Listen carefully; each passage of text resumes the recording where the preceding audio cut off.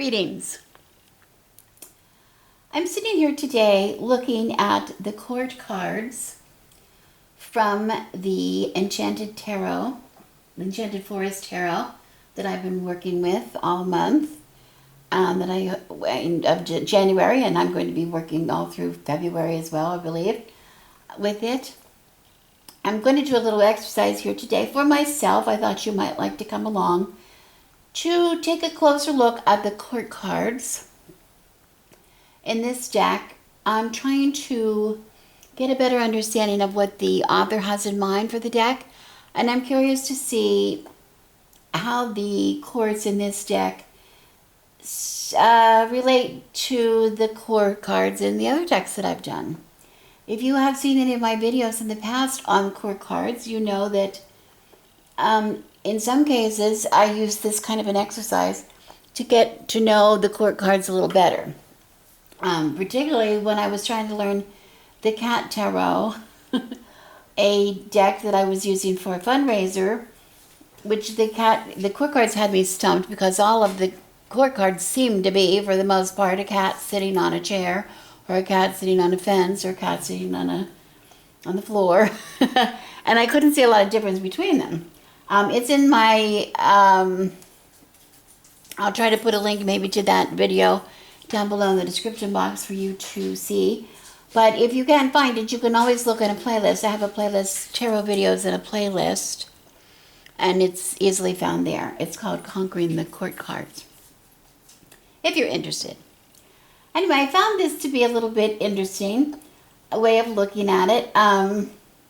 And I also wanted to see how it relates to the theory that we were working on. I think one of the last videos I did on court cards, thinking about them in terms of the elements. The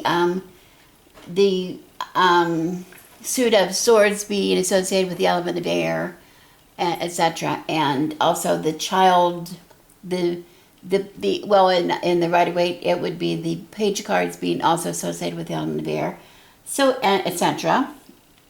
I'll try to link to that one too. But again, it should be found in the playlist. I'm not sure. I'll have to check that out. Anyway, I want to see what the author had in mind for this. I don't want to make this a big long video because I know it can be a little tedious. But I just wanted to get a little feel for it. I also want to see what was the people cards. The court cards are a good indicator of the direction of the deck too. If you look at those cards, how they're depicted. Very often our criticism of the court cards is they're hard to understand, they're difficult to understand, and one of the reasons is a lot of them don't have much to them. You see a man, standing with a sword, or a man riding a horse, or a man sitting on a horse. You just don't see a lot of action. Or a woman, sitting on a throne, whatever. So I wanted to see if this is going to be a little better, give me a little more depth of knowledge of the card. Now, I know there's a controversial, the question is, do the court cards read the same in every deck? Should we read the same for all the cards in every deck? Should we read the Three of Swords the same way no matter what deck it shows up in, etc.? I think to an extent, yes, it is the same card, and that's a good thing to know when you are looking at a new deck. You should be able to fall back on the meaning for that card. But then again, I have said over, and I say it, and I mean it in stronger terms, every time I get a new deck such as this that has such depth of meaning to me, that it's really important to look at the author's intent with the card, particularly the court cards, because the court in the deck, because they will add a depth. Usually there's going to be a depth of meaning added to the cards. Getting to know, like in the Cat Tarot, the minor arcana, the major arcana was sort of universal themes that affects everybody, big theme, life themes, and would affect all cats.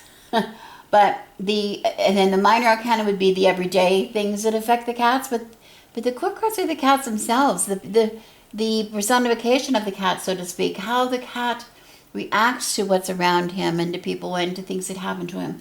That holds true for the court cards in all decks. They're actual people. They're actual people. And when we talk about cards having a both positive and negative qualities to them. Every card in the tarot deck has good things about it and has bad things about it. Regardless of where it is in the position, you need to know, you need to be aware that nothing is 100% good, 100% positive, or 100% negative. Okay? Holds very, very true for the court cards because we're talking about the characteristics of people. Right? We're talking about the characteristics of people. And what I love about this deck, I'm not sure where the book is. If I can reach the book or not. Let me see here. I have some things here. I was looking at it, but I can't seem to find it. I'm not sure. Anyway, what I really like about it in the book, this deck does not read in any way any negative, any reversals in the deck.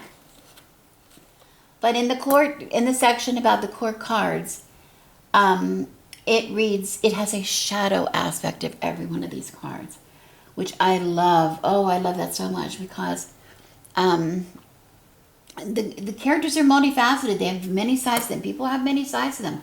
Not everybody shows their good side all the time. There's a bad side, or there's a hidden agenda, or whatever, with everything that everybody does, every reaction that we have. So this is right up front, whether we're not talking about reversal, we're talking about any time this card shows up, it has the potential of showing up in or out of shadow. And that's something to consider when we read. I think that's really good. Now the differences between these cards in this deck and the cards in the Rider-Waite are that the Rider-Waite has, of course, the hierarchy of, goes from page, knight, queen, up to king being the master of the level. This does not have a hierarchy. It says proudly does not have a hierarchy, but it does have the levels. It does have levels of maturity that we will find in a regular deck. The child being the youthful. The child here we have the youthful level, the level that is, the approach to the world, and where you're just learning about the world and you have this, naivete about you, the quality of, just having that sense of adventure without worrying about consequences that you don't know yet about.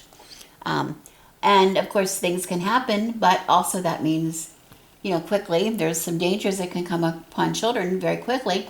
But then again, they learn from their mistakes and also their ability to bounce back. Children, if you've had children, children can go from, laughing hysterically to crying, relentlessly. In just a matter of minutes, they can turn that quickly. And they can bounce right back again with a smile, happy smile on their face.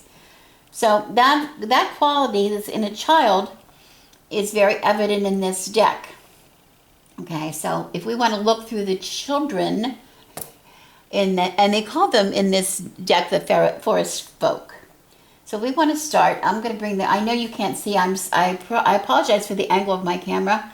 Again, I don't have my setup ready with my cameras, but I can show you. I think I laid the camera so that you should be able to see the Child of Challenges.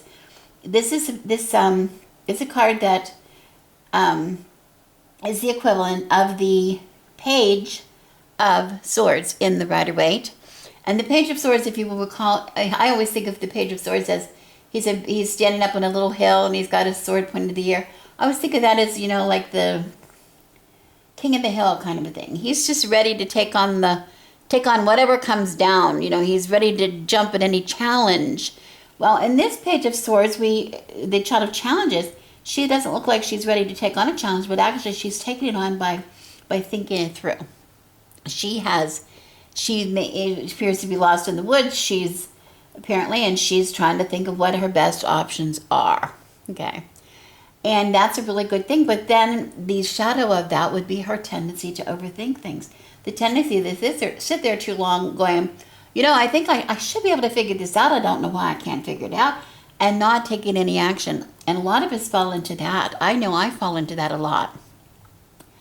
I find myself all the time, like here I am with these cards laid on the table, and I'm having trouble getting them. I couldn't get them all in the shot, and no, my husband was here trying to help me, and we're both going, I don't know why I can't figure this out. Why is it so hard?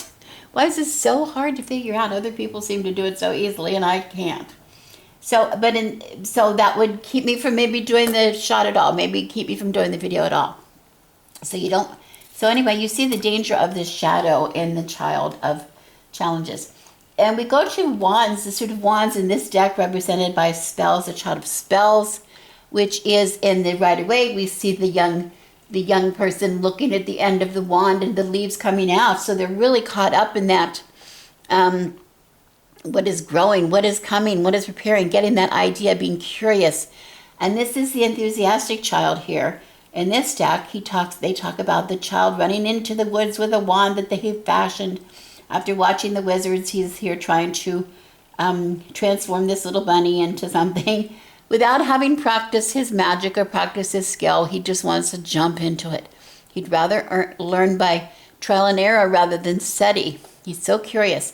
Well, that's a really good trait. The shadow of that being that perhaps he's easily distracted, goes from one thing to another, doesn't see things through, doesn't accept maybe the responsibility for an action that he takes. He might be acting before he's thinking. So that's, we see the shadow in there.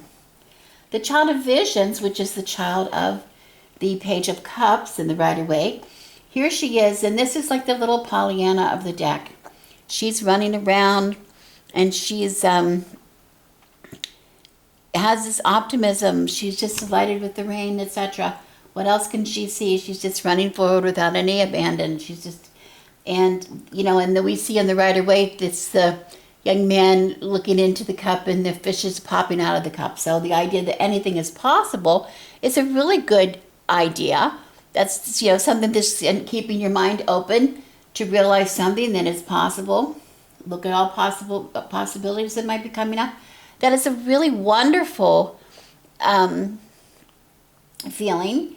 That's a wonderful trait to have. But then in the shadow, if you're easily fooled, if you're unrealistic, if you're really expecting a fish to come out of your cup, that's an unrealistic thought, right? And then finally we have the child of boons, which is the Page of Pentacles.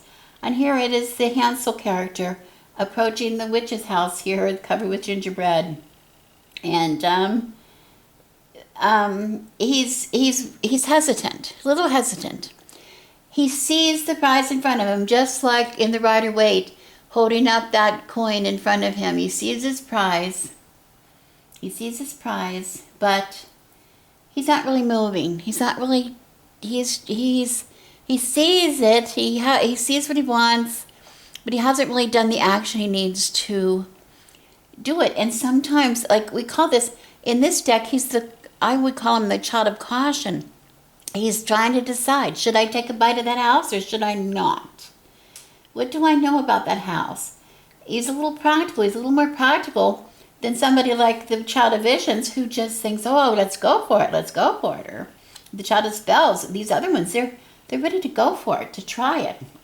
Where the child of challenges might be stuck too much in thinking about it. The child of boons, he's standing there. He's wanting to take a taste of the house, but he's not sure yet. He's very cautious. He needs somebody to tell him what to do. That's the shadow. He needs somebody. He's waiting for somebody to tell him, should I do it or not? And in this case, his inexperience, he does not make a good decision because who tells him what to do? I'm not sure if I remember the story, but it's either Gretel, probably, because every story usually blames the girl, or it is the witch who comes down and says, oh, it's delicious, have some. And therefore she is able to capture him, which is another thing I'm not real pleased about, but anyway, it's what it is. So we look at the children in this deck, in the court cards, in the fairy folk, in the forest folk, and we can see very clearly the pros and cons, the actions, the characteristics that are positive, and those characteristics that maybe show a little shadow of the individual. And I really love that. I really see that is adding another dimension. It doesn't change my opinion of the court cards in the Rider-Waite, or in the Cat Tarot, or in the Celtic deck, or my Wild Wood, or anything that I've had before, but it adds another layer, another dimension. So this is really a good reason to read these books. So look at the books. Give them a little time. Give the author some credit. Okay. Now we look at the next, what would be the knights I have here in a row of challenges, of spells, of visions, of boons, which would be in here. They're called the seeker of challenges. Now this seeker of challenges here is the would be the Knight of Swords. And we see here, he's not, the Knight of Swords is one of my favorite images. He's dashing forward with that sword out in front of him on his horse. He's very quick to go, isn't he? He's charging ahead without really giving it too much thought. And has he given it enough thought? We're not sure. That caution in that card is always running with scissors. Be careful you don't run with scissors. Because if you go too quickly, if you speak too quickly or you move too quickly, you sometimes can get hurt. Or you regret what you maybe say. Well, here it is, the child of aggression, the seeker of challenges.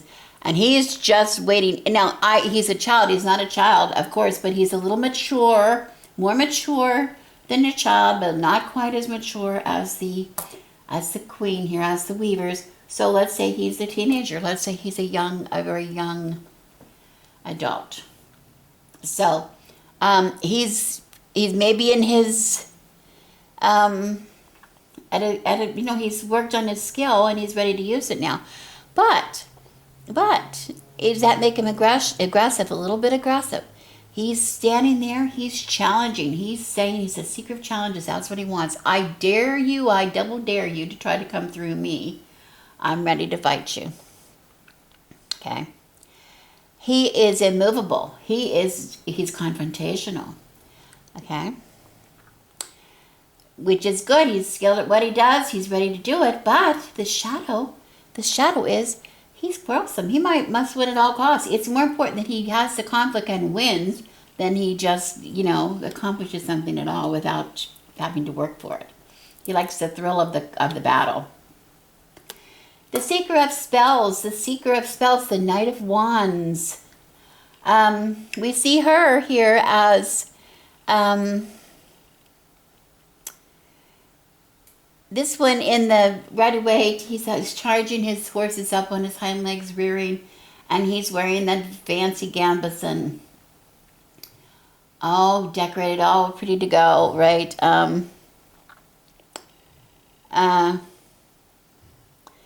All enthusiastic. He's the child. This would be the seeker of enthusiasm, I would say. Fearless. He just very passionate about the pursuits. Fearless and bold, and I'm going to do it, and it's like a showy, I'm going to do it. This is not somebody who does something quietly and tries to, I never thought in the right away that was somebody who did it things quietly. They really liked the attention they were getting. As I know a couple of people like that who work very hard at making sure everybody knows every time they try to accomplish something how hard they're working, and they post all their, oh, you don't know what I'm doing this, I'm up all night, whatever, sewing this or whatever. Because it's really important that everybody knows how hard they worked, how passionate. Well, the shadow in this one, it talks about this one as somebody who's so passionate and very bold, but it's the shadow of this is the impulsiveness, always wanting to. They like that challenge more. Again, liking the challenge a little more than they like the thing. They're easily bored. My children and I share this. My daughters and I, all have a lot of education. We were really good students, all of us, and we learned quickly. But we found we were all very lazy in our studies, and the fact that we had to have a challenge. We're the kind of people who tried to write the paper the night before, or tried to read the textbooks the night before an exam, or, and which sounds like a horrible thing to do, but the pressure of it, we stayed up all night. We were so intent and concentrated so well from the pressure that we always did really well. We have to have that pressure in order to succeed. Well, that's sort of what the Seeker of Spells is about, When it's too easy, sometimes you get bored and you don't want to do it. Okay, so I love that, seeing that quality in this card. The Seeker of Visions. We see this harpist. We see somebody who's very artistic. Um, and of course, the secret visions, in the Rider-Waite, the Knight of Cups, um, he's gazing into his cup. He's very in touch with his emotions, and his maybe decisions are ruled by his heart. Well, that's really much the same as this. But also, we see the shadow. This talks about the shadow maybe not being grounded in reality. That's something that is inferred. Yes, of course it would be if it was read in the reversal, perhaps in the Rider-Waite. But this is very much a part of the shadow in this case. This is another reason I like this. This is a quality. You can't just sit around and look pretty. You can't just sit around and do things you want to do and do those big dreams, follow through on your big dreams, and not take care of business. And not be grounded, without being grounded in reality, what is really going on, what is really happening. You can't just sit around in a meadow and play your harp. I mean, literally or figuratively. It can't be done. So this is a really good reminder of that when we look at the shadow. We need to look at that. And finally, we have the Seeker of Boons, which would be the Knight of Pentacles. And the Knight of Pentacles in the Rider-Waite deck is standing gazing ahead. He's holding his pentacle up high, but he's gazing really ahead, so he can see what his goal is, but he hasn't really taken a lot of action to get to it. And that in this deck, this is the Seeker of Boons, and she is well, in this case, she is represented by a woman, and she's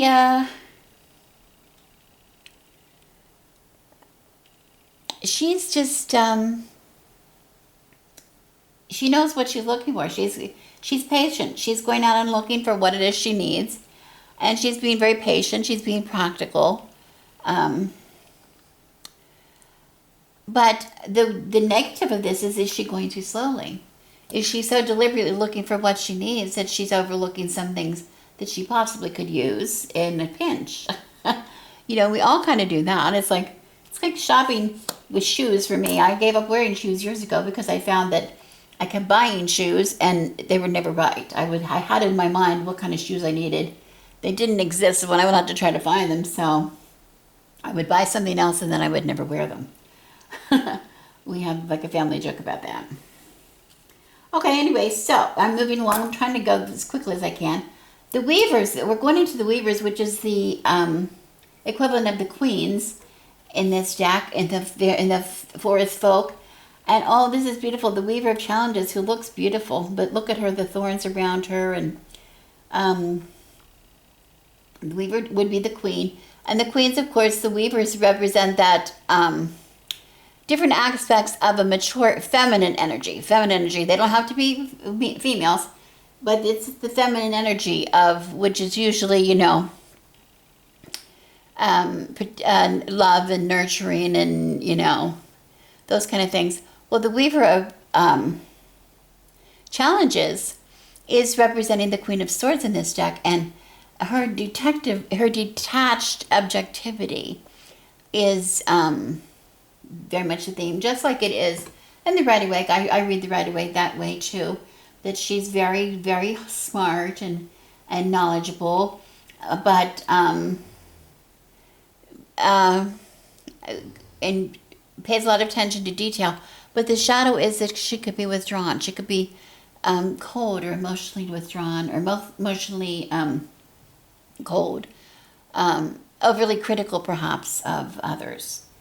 Not displaying those typical warm, motherly, nurturing feelings that we see in women so often, that we expect to or hope to see in women so often, but that doesn't always happen in the mother figures of our cultures.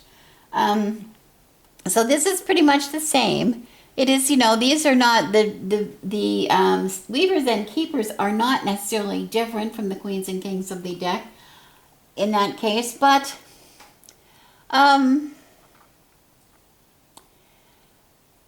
they speak of these aspects of their being their powers.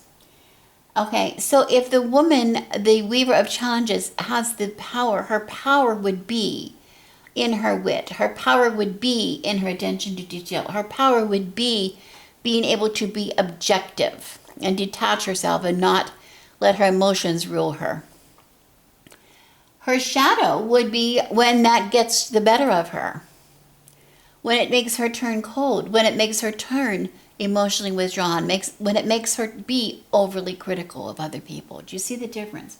It's a little bit the same, but a little bit different. I hope I'm not being too crazy here. The Weaver of Spells, her power, if you want to say her power, would be, as the Queen of Wands, within her. This creative force that's within her, this confidence that is within her, this seductiveness that is within her is her power. We see the Queen of Wands as being powerful and having those characteristics, yes. But in this deck, it is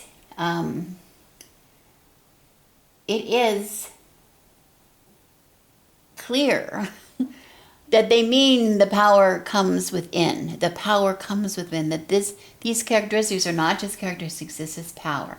This is power to use. When you get these, when these weavers show up in your readings, to call upon these powers, to call upon the power of your wit, to call upon the power of your creativity, to call upon the power inside you. Okay? So I really like that. Now the shadow of the Weaver of Spells would be jealous when your temper, that gets inside you, whatever's inside you, oh, I'm impatient, I can't wait. Or, oh my, I'm not getting the attention I need. Somebody else is getting the attention, I'm jealous. Okay. The Weaver of Visions. Now we think about the Queen of Cups in the Rider-Waite, having certain characteristics. Well, here, the Weaver of Visions has the power of shape-shifting between the worlds, actually traveling between that world of intuition, the world of the psychic world, and the world that we live in. To travel back and forth, not just to have the intuitions, not just to have dreams or memories, but to actually travel and become a part of each world. Okay? And what happens is sometimes you get caught in the world. That's the shadow. Sometimes you get caught in that emotional world where you're hypersensitive perhaps, or you're moody. Your emotions get the best of you. Or you're really hard to understand because you're just up in this place in your bed, you're in this headspace that you can't make yourself understand. Or you're overwhelmed, moving back and forth. And we saw these kind of characteristics coming out when we talked about the airy side of air and the watery side of water and etc. When we get a watery water card, or we get how different that can be. How it all of a sudden goes, that's where it goes to the shadow, where it's so overcome by just one aspect. Controlled by one aspect. So here she is, and as you can see, I don't know if you can see from the image, I just want to show you. She has one foot and one fin, I guess you should say, one tail. Half of her has fins and a tail, the other half has a leg and arms. So that's very interesting depiction. So that reminds us of the shadow. Then we have the Weaver of Boons, the Queen of Pentacles, okay? This is the earthly mother. This is the practical, generous mother. But this is where her power is. Her power is in those aspects that, because she knows what people need. She has a generous heart. She knows what she has to give. She knows how to make people feel better. She knows how to make people feel safe.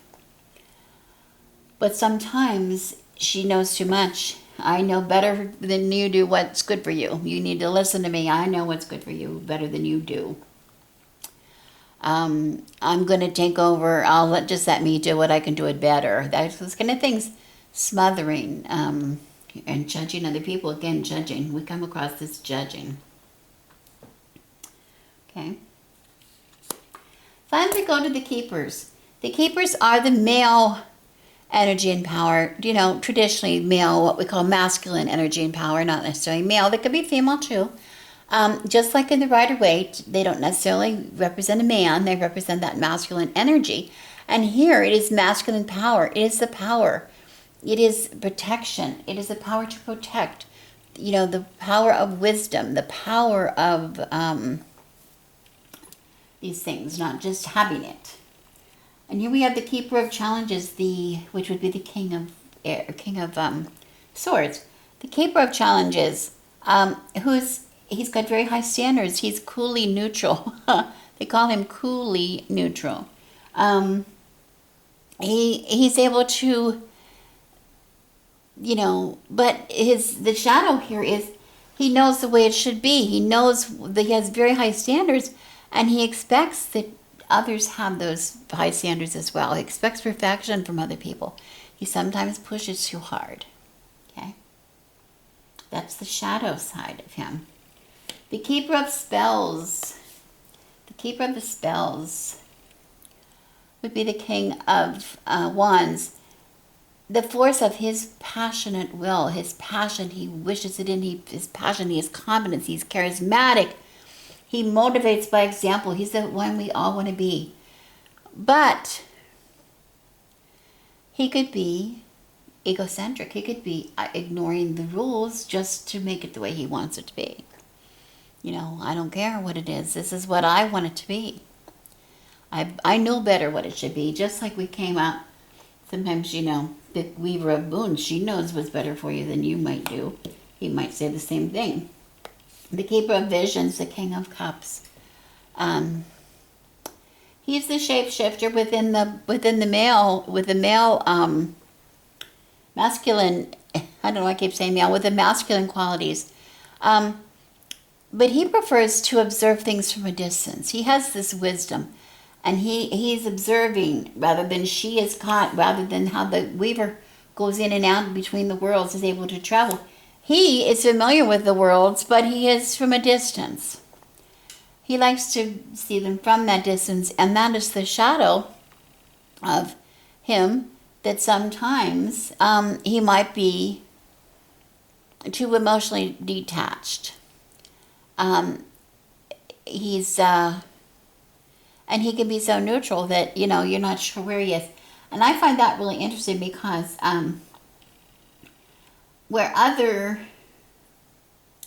we see the keeper of challenges, can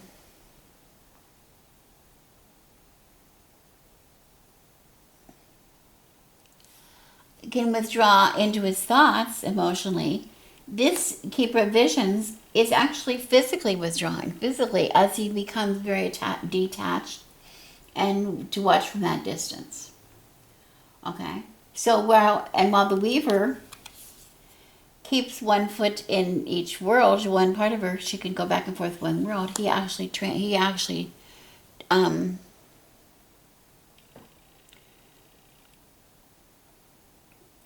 become part of the world, or watches one world from the other. Okay, rather than going back and forth. And finally, we have the keeper of boons.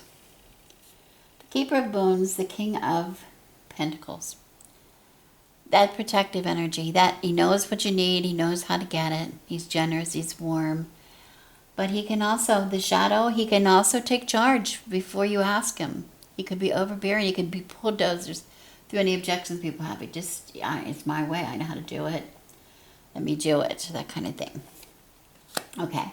So we just went through them quickly. I just wanted to give you a little bit of an insight on the cards.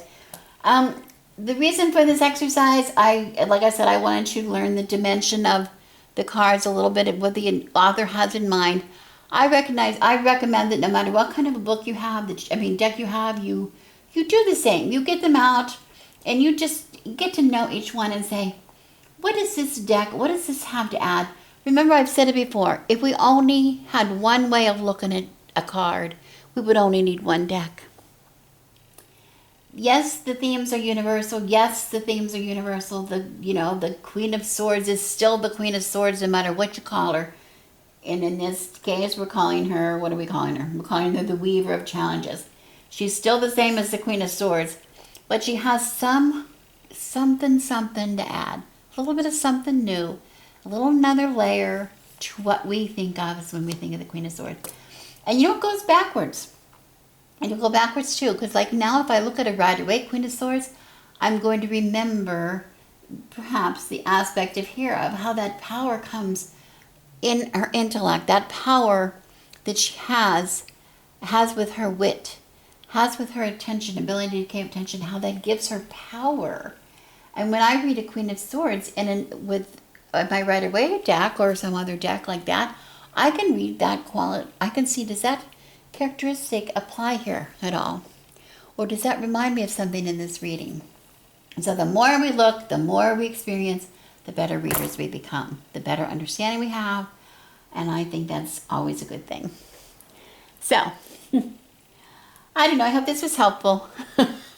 Thank you for watching. As always, I'm Rebecca, and I send you blessings.